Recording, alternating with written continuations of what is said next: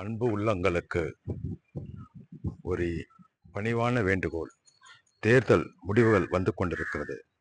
இதை பயன்படுத்தி கொண்டு தவறான முடிவுகளை எந்த ஒரு நபரும் எடுக்க வேண்டாம்.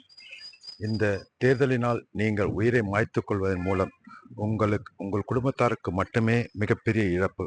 உங்கள் சார்ந்த கட்சிக்கு அந்த நிமிடம் மட்டுமே இரங்கல் தெரிவித்துவிட்டு சென்று விடுவார்கள். ஆனால் உங்கள் குடும்பம், உங்கள் மனைவி, உங்கள் பிள்ளைகள், உங்கள் பெற்றோர் மட்டுமே வாடி வதங்கிக் கொண்டிருப்பார்கள். ஒவ்வொரு நாளும் அவர்களுடைய நினைவில் நினைத்து பாருங்கள். தயவு செய்து இந்த எந்த ஒரு தவறான முடிவையும் எடுக்க வேண்டாம். அடுத்த தேர்தல் என்று ஒன்று இருக்கிறது. அதற்கு உங்களோட ஓட்டு முக்கியமான தேவையாயிருக்கும்.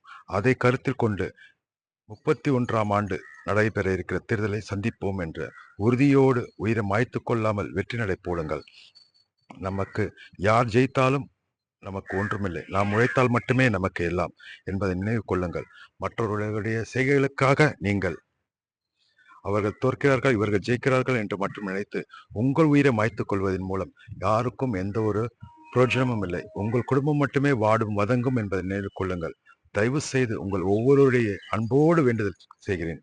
தயவு செய்து இந்த உயிரை மாய்த்துக் கொள்ள வேண்டும் என்ற அந்த எண்ணங்களை முற்றிலுமாய் மறந்து உங்களுடைய எதிர்காலம், உங்கள் குடும்பத்தை நினைத்து நீங்கள் வாழ பழக்க கற்றுக்கொள்ளுங்கள். வெற்றி தோல்வி என்பது சகஜம். எந்த ஒரு தலைவரும் தேர்தலில் தோற்று விட்டோம் என்று தற்கொலை செய்து கொள்வதில்லை. தொண்டர்கள் மட்டுமே அப்படியான தவறான முடிவுகளை எடுக்கிறார்கள். அவர்கள் வாழ பிறந்தவர்கள். நாம் மட்டுமே சாக பிறக்க வேண்டுமா? தயவு செய்து எண்ணி பாருங்கள். இந்த தருணம் மாறும். இந்த எண்ணிக்கை கூட சில நேரங்களில் மாற்றத்தை ஏற்படுத்தும். சில நேரங்களில் இந்த நடைபெற்றுக் கொண்டிருக்கிற இந்த ஓட்டு கணிப்பின் மூலம் பலவிதமான மாற்றங்கள் ஏற்படும். சூழ்ச்சிகள் எல்லாம் வெல்லப்படும் என்பதையும் உங்களுக்கு தெரிவித்துக் கொண்டு விடைபெறுகிறேன். நன்றி, வணக்கம்.